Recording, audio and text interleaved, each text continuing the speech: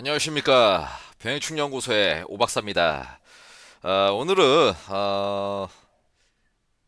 오랜만에 한번 영상을 업로드를 하게 됐는데요. 제가 최근에 한 뭐 거의 한 일주일 동안 필리핀 보라카이 에서 좀 가족들이랑 좀 쉬다 왔습니다. 제가 거기서 좀 느꼈던 거는 굉장히 힘든 상황인데도 다들 웃으면서 행복하게 맡은, 맡은 바 일을 다하고 하는 것에 대해서 나도 좀 반성을 하고 좀 열심히 살아야겠구나. 그리고 좀 많은 일을 해야 되지 않을까 이런 생각을 가지고 좀 돌아왔고요.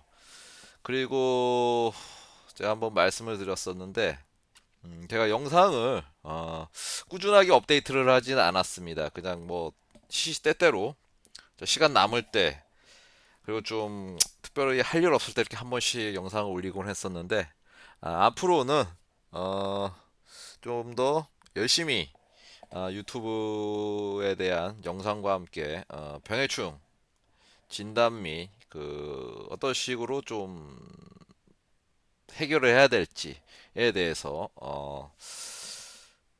앞으로는 좀 더 자주 올려야 되지 않을까 이런 생각을 가지고 오늘 영상을 시작해 볼까 합니다. 오늘은요 제가 기존에 뭐 토마토에 대해서 한 번도 다뤄본 적은 없는 것 같아요. 그런데 오늘 한 토마토 궤양병에 대해서 어떤 게 궤양병이고 그리고 어떤 식으로 약을 쳐야지 좀 간단하면서 효율적으로 칠 수 있을지에 대해서 준비를 해봤습니다. 먼저 토마토 궤양병에 대해서 알아보도록 하겠습니다.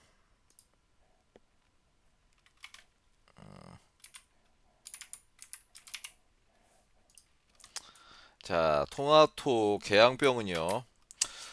사진에서 보시는 거와 같이 이렇게 다 시들어 있죠. 그래서 뭐 한편으로 보시면 뭐 시드름병이 아닌가, 뭐 바이러스가 아닌가 이렇게 보시는데 요 증상 자체도 궤양병의 일종입니다. 그리고요, 궤양병이라는 것 자체가 어떤 식으로 나오냐? 먼저 발생 환경에 대해서 말씀을 드릴까 합니다. 환경은요, 보통은요, 토마토 씨가 굉장히 비싼 걸로 알고 있어요. 비싸지만 그 종자내에서 보통 이 토마토 궤양병이 생존을 합니다. 그리고 그 병든 열매에서 체종한 것은요, 굉장히 높습니다. 거의 뭐 30%에서 한 50% 정도의 발병률을 나타낸다는 뭐 그런 보고가 있는데 그리고 토양 이게 토마토 있지 않습니까? 뭐 여기 비닐을 깔았는데 이 토양에서도 아 2년 정도 생존을 해요. 그러니까 뭐 굳이 이 토마토 궤양병이라는 것 자체가 이 식물체에 있지 않아도 흙 속에서도 2년 정도 생존한다. 그래서 얘는 좀 더 끈질기다. 이렇게 보시면 되고요. 이 병원 체명은 대부분 이 궤양병이라는 게 이 세균병으로 알고 계실 거예요. 뭐 세균병이라고 생각하시면 좀 어려울 수도 있는데 대부분 우리가 생각하는 거는 이제 곰팡이가 많죠. 대표적인 게 이제 탄저병. 근데 세균병은 이 곰팡이랑 좀 틀립니다. 이 세균병 중에 하나인 클레비백터 미시간네시스 섭이라는 병균이 있습니다. 그래서 기존에 많이 알고 있었던 세균성병 대표 주자죠. 산타모나스가 아닌 다른 세균성병의 일종이다. 이렇게 보시면 되겠습니다. 그래서 보통 비바람, 해충, 세균성 병에 대해서는 제가 예전에 그 그 복숭아 청공병 다루면서 한번 설명을 드렸는데 그 영상을 한번 참조해 보시면 자세하게 이렇게 다뤄진 걸 볼 수가 있고요. 아, 대부분 이 세균성병 자체는 지금 날씨가 어떻습니까? 고온이 꺾였죠. 고온인 한여름에는 요런 병들이 이 궤양병이 절대 나타나지가 않아요. 대부분 언제 시작하느냐?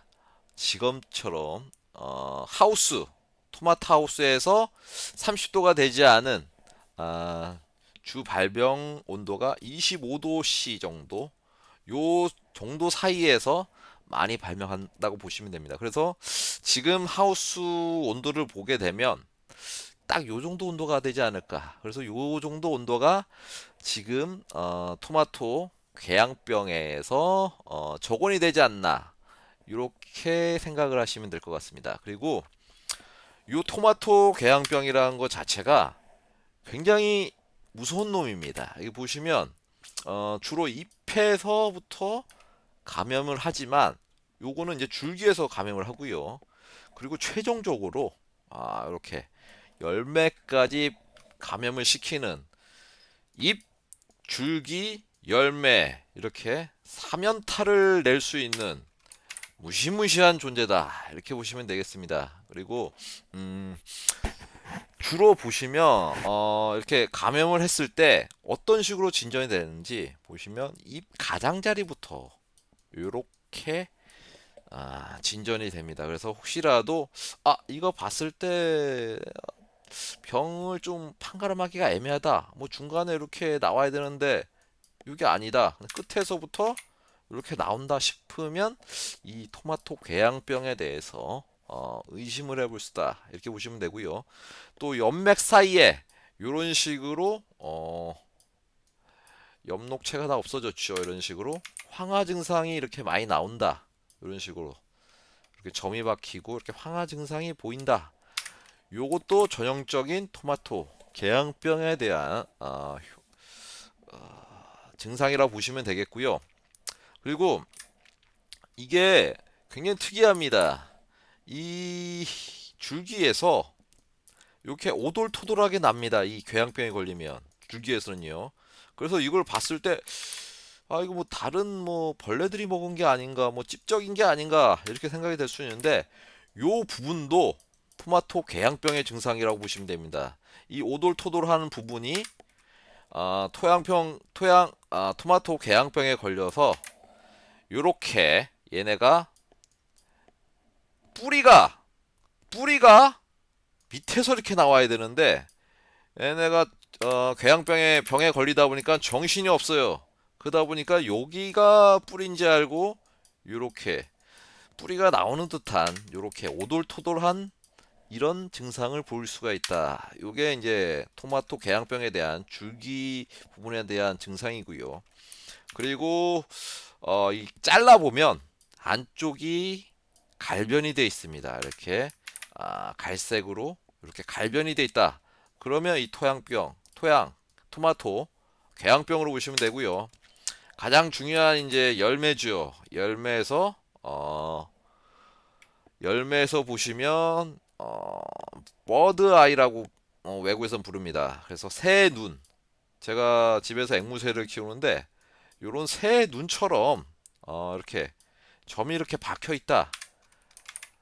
요것도 토마토 궤양병의 증상이다. 그래서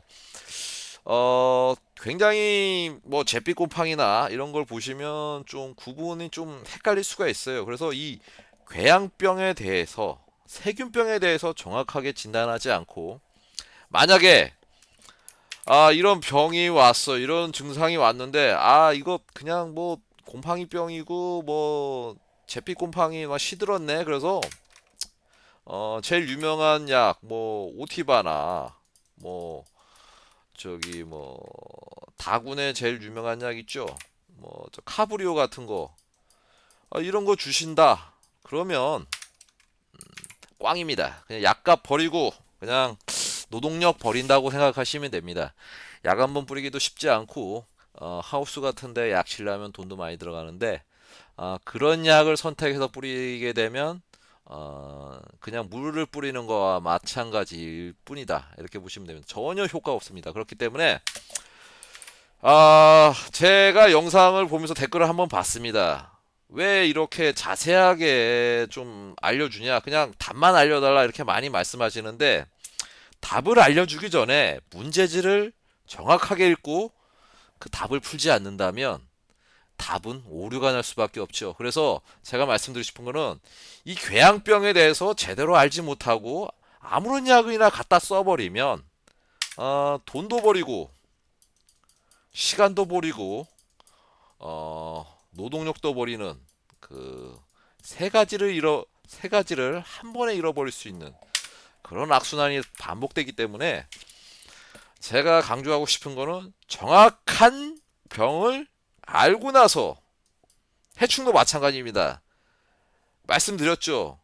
약제마다 특성이 다 틀리고 어떤 거에 강하고 어떤 거에 약하고 다 틀립니다. 이 궤양병이란 자체는 세균병이에요. 그렇기 때문에 세균에 관한 전문약 그리고 좀 교살포를 할 수 있는 이런 방법을 택해서 주시는 게 키포인트라고 보실 수가 있습니다. 그래서 오늘 제가 추천드리는 건요. 음, 이 궤양병에 대해서 정확하게 진단을 하고 잎부분 그리고 줄기 부분 그리고 이 열매 부분까지 정확히 진단하고 우리 토마토 하우스 봤더니 진짜 이런 증상이 비슷하게 여러 번에 걸쳐서 나오고 있다. 궤양병에 대해서 진단을 1차 진단이 끝난 겁니다. 그러면 2차로는 그래도 좀 더 궤양병에 대한 약이 많지만 그래도 좀 더 선별된 정제된 약을 추천해서 제대로 효과적으로 뿌리는 걸 권장을 드립니다. 그래서 다음 슬라이드로는요 보시면요 제가 준비했던 추천드리는 약제는 아그리마이신입니다. 1번으로 아그리마이신을 줬고 그 다음에 세빈나를 제가 선택을 했었는데 제가 왜 이렇게 선택을 했냐. 먼저 1번 아그리마이신 성분을 보시면요 옥시테트라 사이클린 칼슘입니다. 칼슘의 주요 작용은 먼저 이게 잎이나 줄기를 봤을 때 이렇게 맨들맨들 얘네도 방어 기작이 있죠. 그래서 코팅이 되어 있다는 상태라고 보시면 돼요. 이런 걸 어느 정도 완화시킬 수 있는 부분이 이 칼슘이라는 부분이 있어요. 그래서 이 아그리마이신의 주요 성분은 옥시테트라사이칼린 칼슘 알킬리 메틸 암모늄입니다. 그래서 이 칼슘이라는 부분이 어느 정도 잎부분이나 줄기 부분 그리고 그 열매 부분에 궤양병이 감염이 된 거에 대해서 어느 정도 코팅을 벗겨낼 수 있는 그런 작용을 할 수 있고요. 일단 코팅을 벗겨내서 그리고 이 약제가 들어갈 수가 있어요. 그리고 이 작용 기작 자체가 라군입니다. 라군에 대해서 좀 뭐 간단하게 말씀드리면 단백질 합성 저해제입니다. 단백질 합성 저해제는 세균에만 단백질도 있고 뭐 곰팡이도 있는데 이 단백질은 세포의 주요 구성 요소이면서 세포 작용을 하게 해주는 그런 중요한 핵심 물질이죠. 우리가 맨날 뭐 사람도 마찬가지죠. 단백질을 먹어야 된다. 단백질을 먹어야 된다. 이 세균들도 마찬가지입니다. 이 단백질이 없다면 얘네 세균들도 살아갈 수가 없기 때문에 이 단백질 합성 저해를 할 수 있는 이 라군의 라5와 라4 비슷한 놈들입니다. 사촌지간이라고 보시면 돼요. 그래서 이 두 가지 작용 기작이 같이 들어있으면서 이 칼슘이란 이 성분까지 같이 들어있는 요거를 1번 아그리마이신을 물 20리터 물 한 마리 되겠죠. 한 말당 40g을 넣어서 먼저 1차 살포를 해 주시고요. 그리고 2차 살포는 이 트리베이식 코퍼셀페이트라고 액상 수화제입니다. 쉽게 말씀드리면 동제, 구리로 만든 거라고 보시면 돼요. 그래서 이거를 먼저 주시고 어느 정도 코팅이 벗겨져 있는 상태에서 이 동제를 살포해 주시면 굉장히 잘 묻겠죠. 그리고 제가 왜 이 세빈나를 선택됐냐?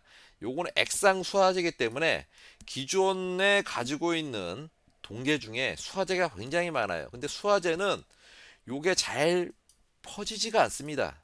잘 퍼지는 거에 대해서 한계가 있어요. 그렇지만 이 액상수화제는 굉장히 잘게 빠졌기 때문에 이런 식으로 잘 묻어낼 수 있는 그런 제형을 가지고 있다. 그게 액상수화제다. 그래서 제가 이거를 선택했던 이유고요. 가격도 비싸진 않습니다. 그래서 1차로 아그리마이신, 2차로 세빈나, 물 20m 한 말당 세빈나 40ml를 한 7일 간격, 일주일 간격 아니면 뭐 많이 지금 굉장히 많이 걸렸다 치면 3일은 좀 그렇고 한 5일 정도 5일 간격으로 1차로 아그리마이신을 주시고요. 2차로 세비나를 주시는 걸 추천드리겠습니다. 만약에 걸리지 않더라도 나는 좀 찜찜해서 한번 뿌려야겠다. 그러면 마찬가지입니다. 이 두 번 정도 주시는 게 중요하고요. 혼용에 대해서는 혼용 가부표가 뭐 회사별로도 있고 제품별로 다 있기 때문에 그럼 확인하셔서 혼용하시는 걸 추천드리고요. 중요한 거는 걸리기 전에 주는 게 무조건 좋습니다. 살균제는 걸리기 전에 주는 게 무조건 좋고 걸리고 나서도 다른 쪽으로 번지지 않게 막아줘야 하기 때문에 요 1번, 2번 이 순서대로 살포를 해주셔라. 이렇게 말씀을 드리고 싶습니다. 자, 제가 오랜만에 영상을 한번 올려봤는데 오늘은 뭐 제가 한 번도 올리지 않았던 토마토 궤양병에 대해서 올리게 됐습니다. 그래서 혹시라도 이거 나 솔직히 좀 어렵고 번잡하다. 그리고 또 좀 더 자세히 알고 싶다. 이렇게 생각하시면 네이버 밴드에 병해충연구소라는 밴드를 제가 하나 만들어 놨습니다. 거기에 뭐 회원분들 몇 분 계시긴 하는데 그쪽으로 오셔서 좀 더 상담을 받으셔도 되고요. 아니면 이 댓글로 물어보셔도 제가 아는 한 답을 드리겠습니다. 오늘은 이것으로 영상을 마치겠고 혹시라도 제 영상이 굉장히 좀 많은 도움이 되었다, 많이 알고 있을 것 같다 그러신다면 구독과 좋아요를 눌러주시면 큰 도움이 되겠습니다. 자, 병해충연구소의 오박사였습니다. 감사합니다.